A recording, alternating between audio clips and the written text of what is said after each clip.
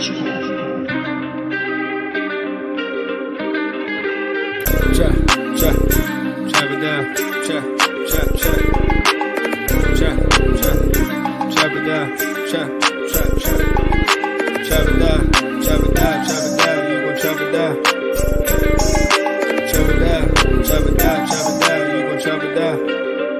just appreciate everybody watching. Watch him throw the ball, we gon' pick it off. You gon' let him hit the hole or you gon' cut it off. You gon' play through fourth and long or you gon' punt it off. Your defenders, heavy hitters, put your pads in. Don't be looking for the ref to throw no flags in. Keep the helmet on, keep the cleats tight. You the type to want to win by any means, right? You should look alive. This is Trap or Dive. Hey, bruh. Hold on. Let me calm down for a second. Welcome back to another episode of the Trap or Die podcast provided to you by 214 Media.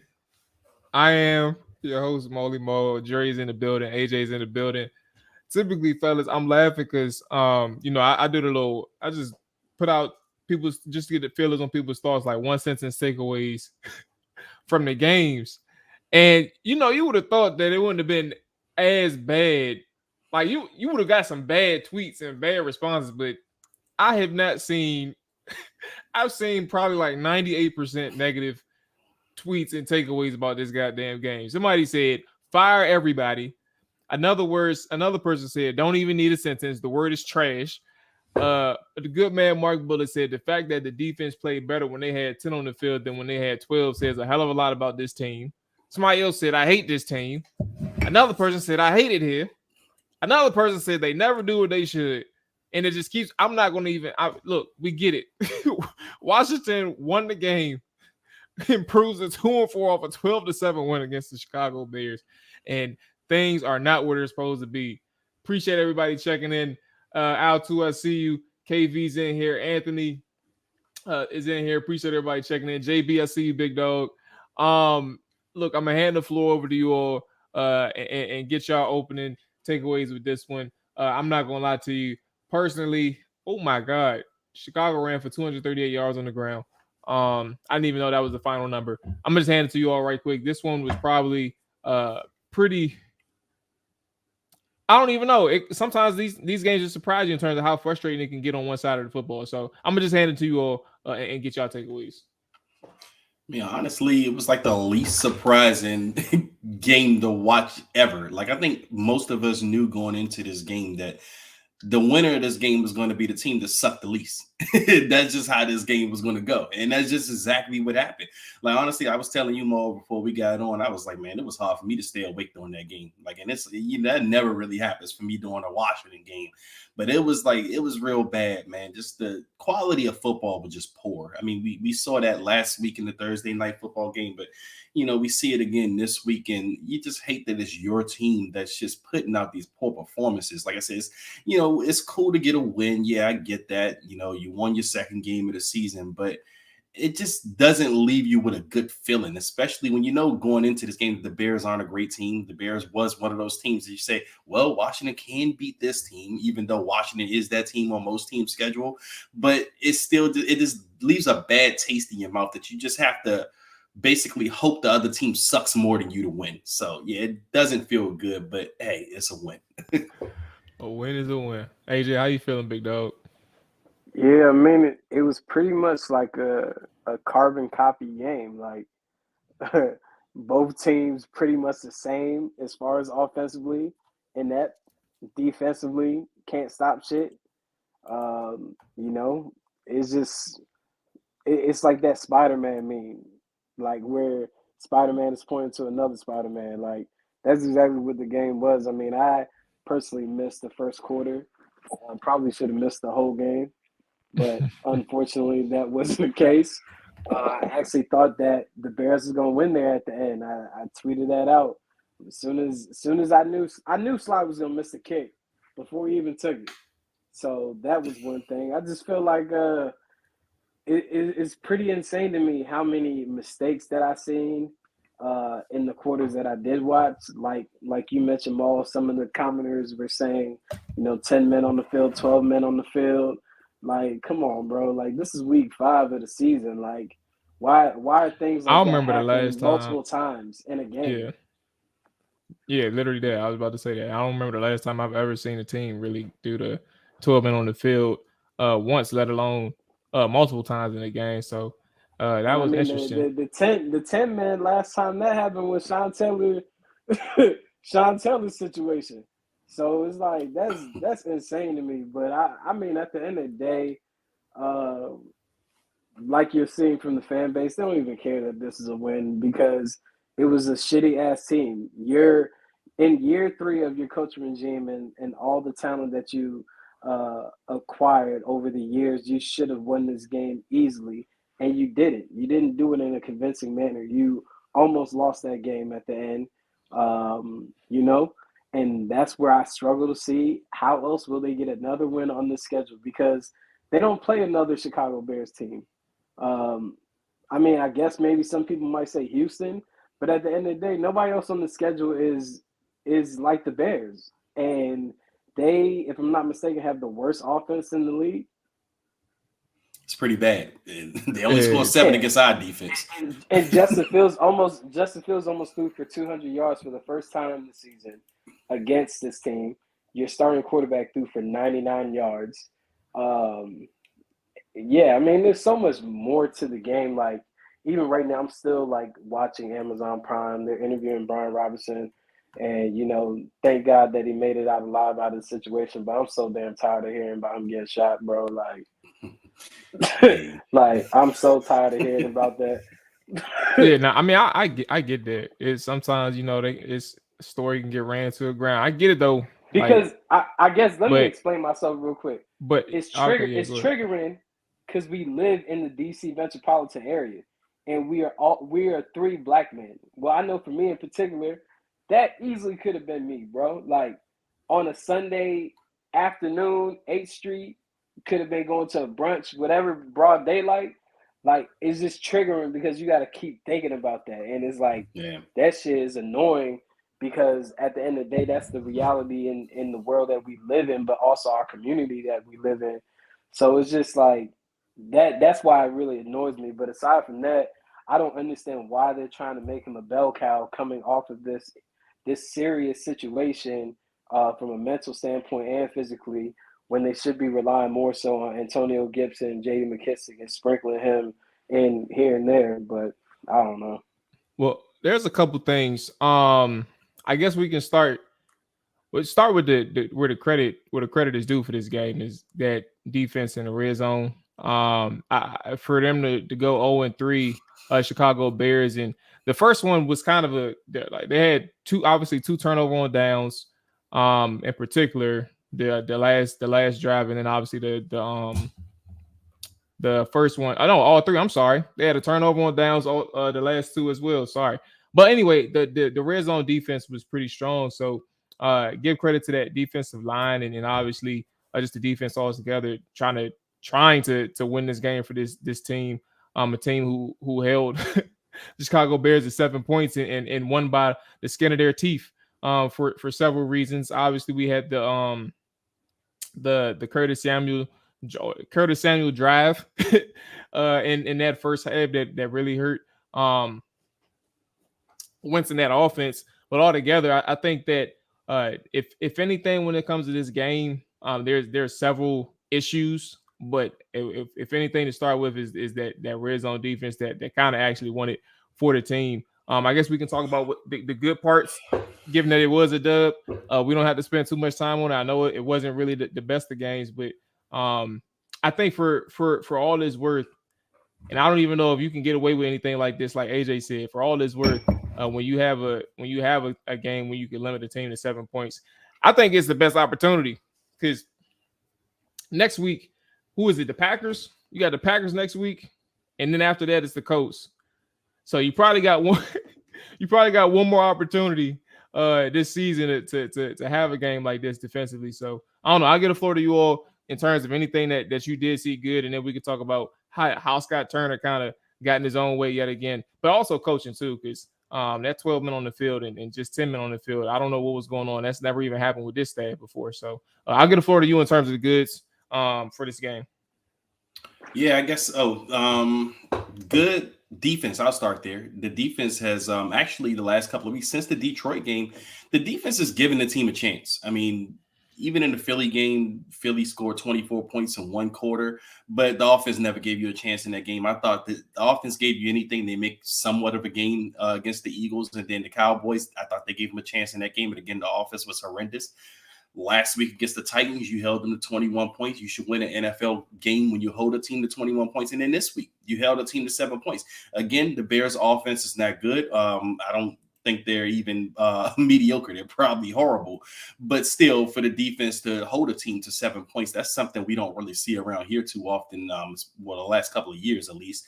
So that was encouraging. They gave the offense a chance to win the game, and they needed every bit of them holding that Bears team to 7 points to win this game because they only scored 12, and they barely scored that if they didn't get that damn special teams fumble. So the defense, the defensive line, I thought John Allen, he again had a good game. Montez Sweat, I thought he was pretty active out there, and they were getting to Justin Fields. I mean, Justin Fields, I think he still has a long way to go. It's a very raw he's a very raw quarterback right now. And I mean, he's good on his feet. He can make the off schedule plays, but man, when he sometimes has the layup throws, he misses them pretty bad. and so early in the game, he missed a touchdown, which saved this team. But even still, I did like the pressure they was able to get on Justin Fields, and they're just playing better. I mean, they're not the unit you want them to be, like the great unit or anything, but they're giving the team a chance. The problem is they're getting nothing on the other side of the football. But on that side of the football, something I liked was the running game. I mean, I thought that even though Brian Robinson, I think he only averaged like 3.5 yards a carry, but I still thought he looked good. I thought he popped when he had a chance, and he hit the hole pretty hard.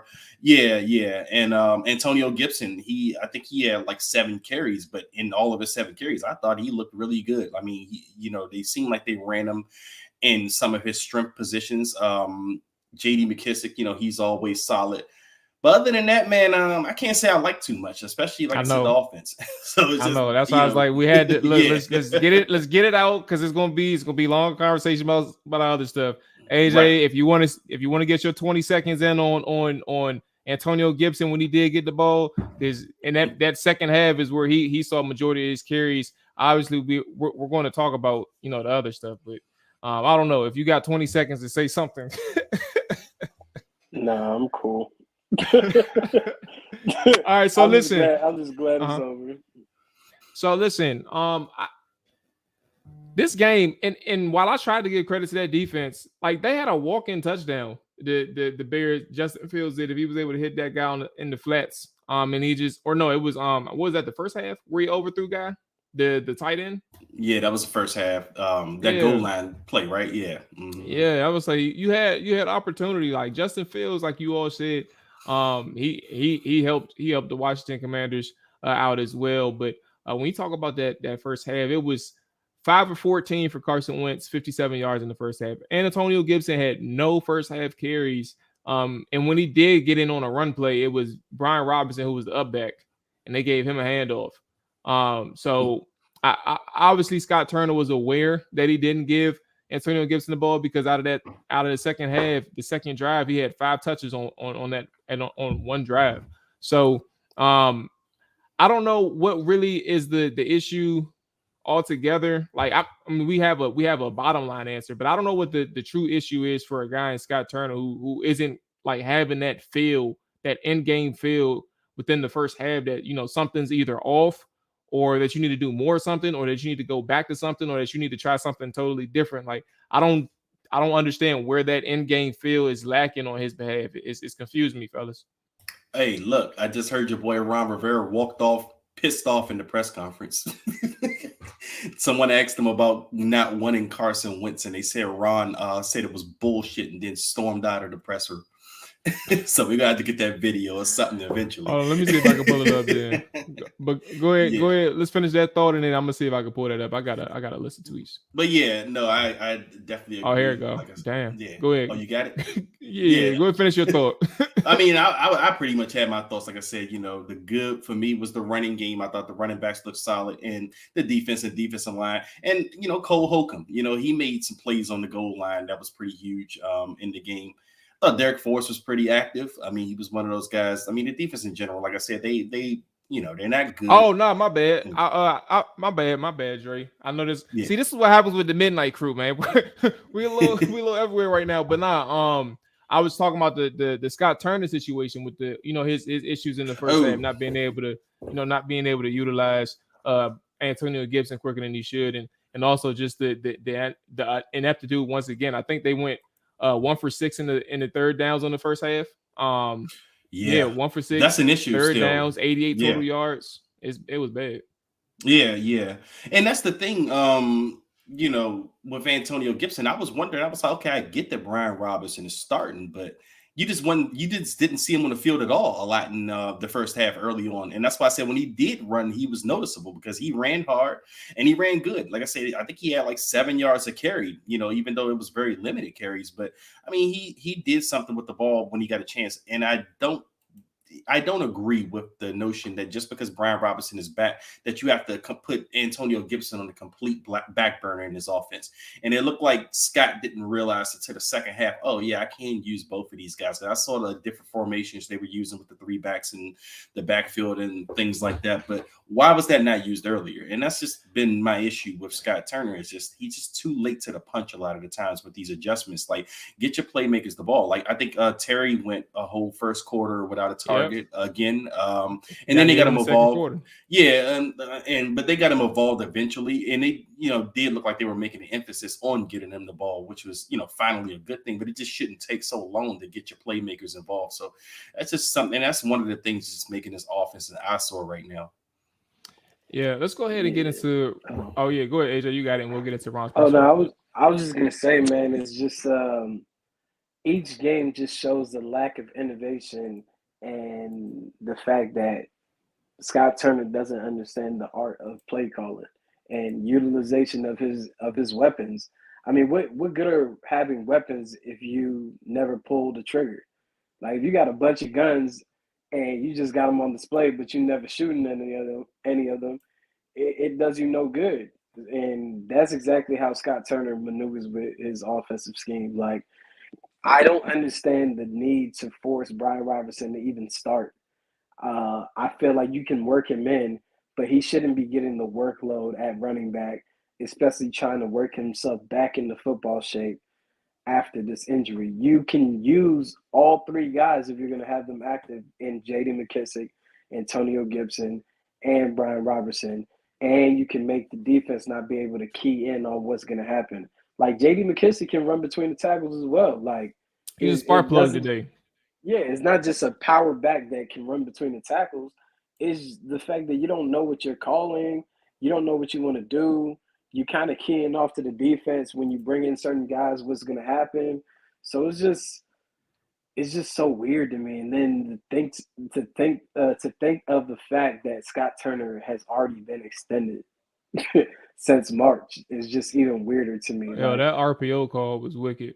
They called a read option. It wasn't even RPO. They called a read option for Carson Wentz, knowing that man ain't mobile. I didn't even see that. So. They was in the red zone. They ended up kicking the field goal. I think they even didn't have a chance.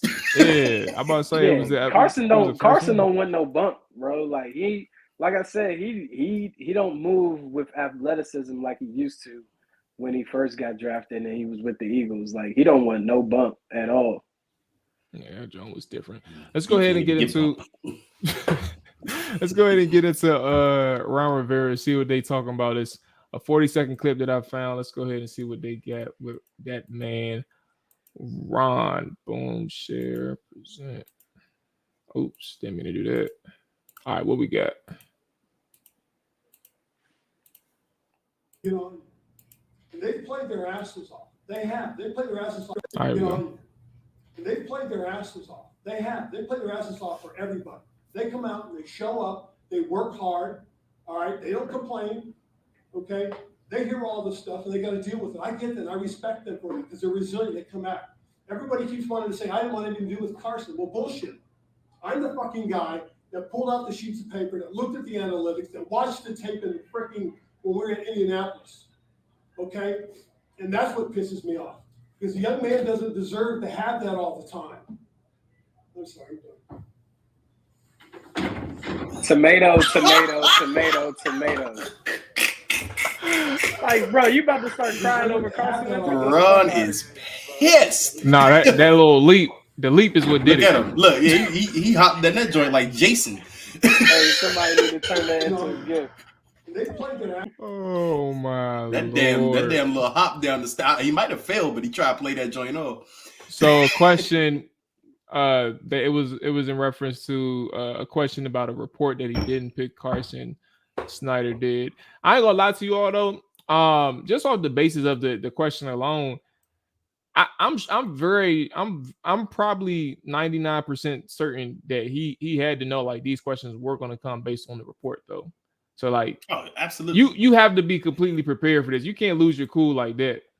Not in front of these people. I think he was waiting to go off. I Like mean, that. you gotta think, bro. Like at the end of the day, he's trying his hardest to protect Carson Wentz. That's how he's looking at it. And I never thought that Dan Snyder made that decision. Yeah, me neither. I knew Well, I knew I that it was Ron leaned. Rivera. Mhm. Yeah, I knew it was Ron Rivera in partnership with Joe Gibbs because John Kahn reported on this earlier this year, and me and him had a private discussion about it. And I trust his reporting. There's no way that Dan Snyder is like, oh shit, let me go, sell the hopes of my team on Carson Wentz. They just had no more other options after it failed with Russell Wilson, and then I guess Jimmy Garoppolo with his shoulder surgery. They were like, we don't have no other option but to go with Carson Wentz. So Ron got to living down that hill, and he want to show that he gonna go to bat for his little boo, Carson Wentz. So I mean, hey, that's not somebody that I would cling my career to, but hey. But I think also too, what pisses him off is people thinking that he doesn't have a say, like he's a punk or something. You know what I mean? Like when people go out there and say that Dan is making a call over your head, it makes it look like you ain't got no backbone. Like, hey man, Dan walking over me just like he did everybody else. So I think that was a little hit to his pride to see, that being thrown out there, which is probably another reason why he reacted as strongly as he did. I mean, I do think he was protecting Carson, but he's also looking out for his own ass there. He don't want to seem like he's soft or something. He better take command. Left hand up. Hey, nah, that's what Dan should have sent everybody when when they was asking for comments on that jump. Just send them the 7-second clip, bro. Yeah, this is my thing is with Ron. I don't know. I get what AJ is saying, and that he's prepared. I mean, excuse me, that he has to stand in the mess that he made essentially, or lay in the bed that he made, and I think it's true. Like there's no ifs, ands, or buts about it. I think for a person who has gone, I think it's like gone beyond like performative. Like that video, while people understood it in the moment, I still think that it was a little bit too much. Like you don't want to have certain things on camera. It doesn't appear organic and I only say that to say like I think the organization has done a performative way of trying to protect Carson Wentz. But ultimately, like he's also shown time and time again, he doesn't like Carson Wentz doesn't need the protection. He hasn't done anything here to suggest he needs anybody's protection. Like he's been chilling. Like he's done nothing here to suggest anything in terms of like off the field antics or mental instability. He's just playing like ass. That's all it is. Like you can't really get around that part. And I don't know to what degree Ron is feeling some heat off of this type of performance. Like I don't know what he's mentally feeling or internally feeling off of this type of performance from Carson Wentz and from the offense in general. But I'll say one thing, man. Green Bay for all the hoopla about who their defensive coordinator is, they still got some pieces there. They're a little bit more disciplined than Washington too. I don't know how much longer you can really move forward. And I saw somebody in the chat too. Let me try and pull it up. I don't know how much you can really move forward. Considering Wentz is your quarterback, just keep it like that. Like the offense is not the offense is not looking good. And I saw, here it is. Kenneth Campbell checked in. Appreciate you checking in, Kenny. He said Wentz went into the X-rays room after the game. So I'm gonna try and look for some more information on that. But I'm gonna hand the floor to you all. I don't like healthy or not. You probably not looking at Wentz being a starter much longer if you can't really perform and move the ball. There's no excuse for you to go under 100 yards as a passer. Mm-hmm. Mm-hmm. Yeah. And his hand, like, I mean, I don't know if that had some issues, but we've just seen all season that the offense just struggles to move the ball. I mean, struggles to do anything, it seems like. And Carson continuously, he misses throws. I mean, there was a couple of plays where Curtis Samuel drops an easy touchdown pass in this game. And then he dropped the pass right after that. But Carson just routinely misses guys. I mean, we're talking about even just the short stuff. I mean, he just seems like he struggles. And then one of the things that kind of kills me with him too, and he gets in trouble with this a lot, is it could be a 3rd and short, and he's always looking for the downfield play. I'm like, just take a check down or something, get the 4 or 5 yards to get the first down.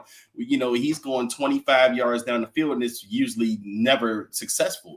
So it's with him. He is a big reason why this offense isn't moving the ball. I mean, it's the offensive line too. The offensive line isn't great. Yeah. We definitely know that. That's a huge issue with this team. But again, Carson has his own issues. And so at some point, if this offense keeps struggling, you may have to see what you have in one of the other quarterbacks. I mean, you know what you have in Heineke, but how as well. But yeah, what was that? I'm about to show you all something right quick. It's unfortunate, but it's not like I don't want to hype it up too bad. But this is Brian Robinson in his post game on via Amazon Prime, and just pay attention to the background just in case you wasn't able to, if you ain't seen this yet, and then we'll get back to it. I was looking for any opportunity, that came my way, and I was ready for it. I prepared for it week in and week out. So every day, I came in and prepared, to get myself back healthy, so I can, have an opportunity like this. You make it sound easy. It wasn't easy at all, but hey, so the running back room that you're in, I feel, So sell the team chance as this man is giving his presser or his interview in Chicago. Wow. In Chicago. Yeah. So I don't know, man. It's just I know we were talking about something else, but that one was a little. It's interesting. Somebody said they felt bad for Brian Robinson, but at the end of the day, it's just the cesspool that he walked into that he didn't ask for. Yeah. I mean, it is unfair to him that he has to kind of sit through that because he's not. He don't even know what's going on. That's what I'm saying. He hasn't ruined this fucking franchise the last 25 years. So I mean, yeah, that's a little unfair to Brian Robinson. He has to sit through that. Long as them checks cash, that's all that matters. Well, yeah. All right. So we don't have to about none of that. Yeah, we don't have to dwell on this too much longer. I think if we have any closing thoughts, we can get up out of here. I think one thing that I will, let me bring up my notes again because I'm over here on Twitter. I think one thing that bothered me too, I mean, outside of the missed opportunities from Chicago's offense, it's gonna be a long season, man, and it's not for the obvious reasons in that, Carson Wentz and the offense is going to be problematic, but we also know that, and I think that it's safe to say that Ron ain't really going nowhere. For the regular season is what I'm speaking on. So you're going to have to deal with some more of these pressures. You're going to have to deal with continued mismanagement or coaching, whether it's personnel or just blunders and 10 men on the field. But also was new that happened today is the missed tackles defensively. Like it looked like they had taken a step back all of a sudden after the 3 weeks in which they played well defensively, just from a sound standpoint and being able to make plays and be physical when they did tackle. Now they missed like 5 or 6 tackles against the Chicago Bears. So I only say that to say, like, once you think you resolve the problem, other problems kind of pop up with this team, and you don't know how it's going to poke the bear in a sense or bother you. But this is probably some uncovered thing that's probably going to get in the way of I don't know. It's hard, man. I don't want to be too negative, but at the same time, like it's really no avoiding the shit. Is where I'm getting at. So I'm gonna just hand the floor to you. You just keeping it real, like what as a fan, like let's take everything aside. As a fan, what do you really have to look forward to? Like, if anything, you probably should want them to lose more so they can be in a good draft position.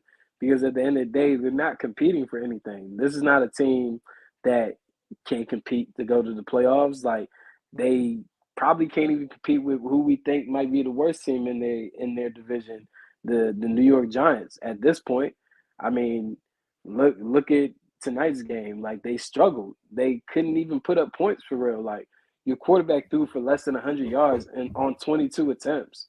Like where should you feel comfortable that your offense can get anything done? Like, yeah, you're missing Jahad Dotson, but you still got Curtis Samuel out there making 14 mil. You got Terry McLaurin, who you Those drops were re-signed. inexcusable. He dropped 2 on one draft. Oh, that's just completely Said inexcusable. 1 touchdown. Hey man, he's still trying to get acclimated to being a wide receiver. Like he's never had natural pass catching hands. Like I mean, at the end of the day, and like I said, and I didn't see the first quarter, but the rest of the game, I'm still not seeing him utilized like how they used him week one. I'm not seeing it, and it's frustrating to me because it's like he's supposed to be that gadget player, and you're not even using him in gadgets. Like the most you might see him is fake, like he's getting the jet sweep, and that's it. But he's not really getting the ball in those instances. You're not really seeing him in the backfield getting used and throwing the ball to. I mean, overall, man, it's like um, there's something that we didn't touch on, but I seen it on my Twitter. I don't know if it was factual or not, but they said pregame that Ryan Fitzpatrick had said that in this system it's plug and Oh play. yeah. They don't play to guys' strengths at all. I Yeah. don't know So if that they was factual or not, but I seen that tweet um, before I started watching the game. I don't know if you guys watched the pregame or whatever the case was, because I knew Ryan Fitzpatrick was going to say something. I said that on our show Tuesday that he was going to say something, and you could yeah, tell he that they plug and play. Like they don't care about what guys do best. They just do whatever they want to do and say, "Hey, go do it." where is this one at? Okay, here it is. So somebody else was able to cover it. Somebody said that okay, that was a terrible quote. Said Scott Turner doesn't adjust to his players at all. He said that they have to adjust to his scheme, whether it helps them or not, and that Fitz doesn't seem to like the system. Kind of gave a shot at Scott Turner.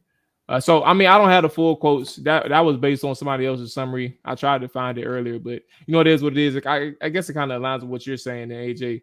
But ultimately, yeah, it's different, man. Sometimes that's kind of how things work, and that's also not a good thing. And what I'm saying, the way in which you can kind of like a good coordinator is able to adjust to their players and make the best with the players that they do have, but also they're able to find what works. Like I always point back to Kansas City, and Andy Reid is the top of the line, but you kind of want to emulate, or even Sean McVay, how he's able to get a guy, or even Jamar Chase. Like they have ways, and also it's a quarterback thing too, but when it comes to certain systems, you can kind of tell.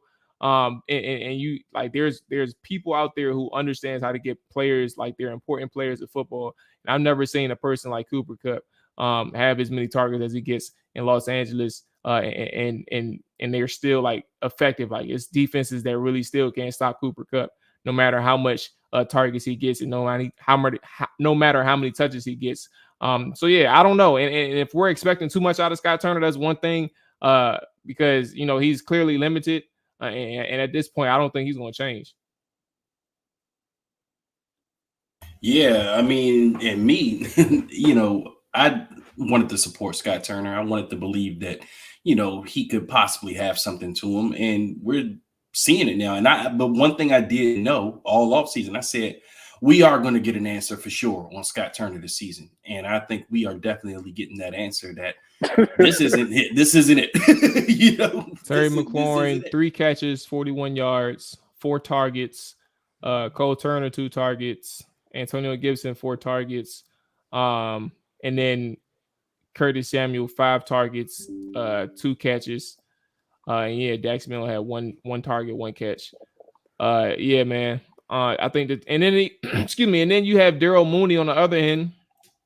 For reference point, Daryl Mooney has 12 targets, 7 catches, 68 yards, and Pettis had 7 targets, 4 catches, 84 yards. So even for a team that completed, who attempted 27 passes and only 14 completions, was still able to target their number one guy, de facto number one guy, in Darrell Mooney 12 times.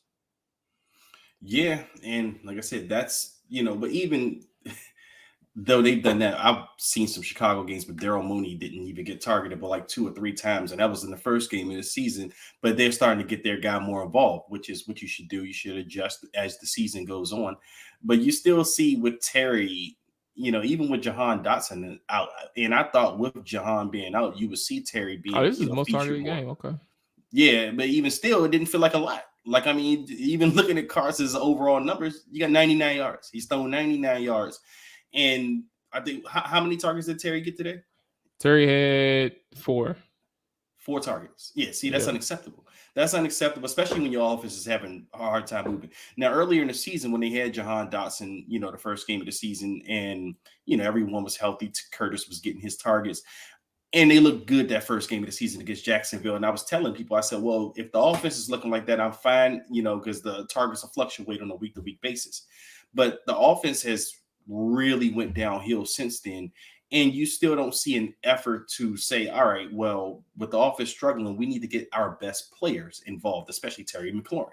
And Terry is still being treated like, just maybe a third or fourth wide receiver in his offense.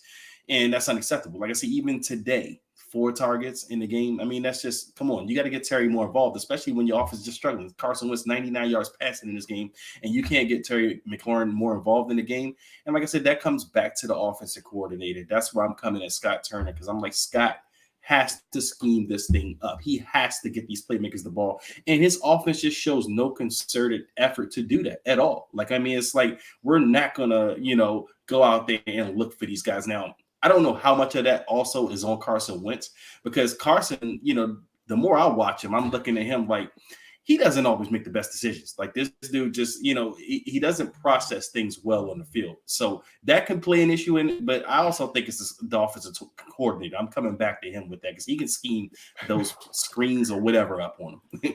Yeah. See, the major issue with Carson Wentz is he doesn't throw things open. He waits until they are open to throw. So by the time you do that, guys is breaking on the ball. Like, I don't know, man. That's why I'm just like, I don't understand how you can sit back in the offseason and be like, damn, after we can't get Russell, we can't get Jimmy, let's go get Carson Wentz. Like, there had to be somebody else, bro. Like, had to be. You better off just trying to draft a damn rookie. Yeah. They should have, but we ain't gonna cross that bridge again. Not with this regime. So they missed their window. I hope. All right. So let's go ahead and get up out of here. We'll circle back on Tuesday, the aftermath, back to the regularly scheduled program. The good thing is we ain't got no ball in terms of Washington Commanders this Sunday. We can kick our feet up and watch the rest of the games. And we're also lucky too that we're not the Chicago Bears, who actually have another primetime game next Monday night. So we can kind of go under the radar. Monday night. They play How next did they Monday get all night these against the primetime Patriots. games? Look, be grateful that we don't got them. We only got one Monday night game left. You must have thought Justin Fields was going to be special this year. Nah, they got the Patriots. It's a random ass game. Yeah, Patriots. But yeah, man, we out of here. Y'all enjoy. I don't even know. Yeah, everybody go to sleep, bro. Get ready for work tomorrow. I'm going to. All right, y'all. Y'all boys be safe. All right, Man.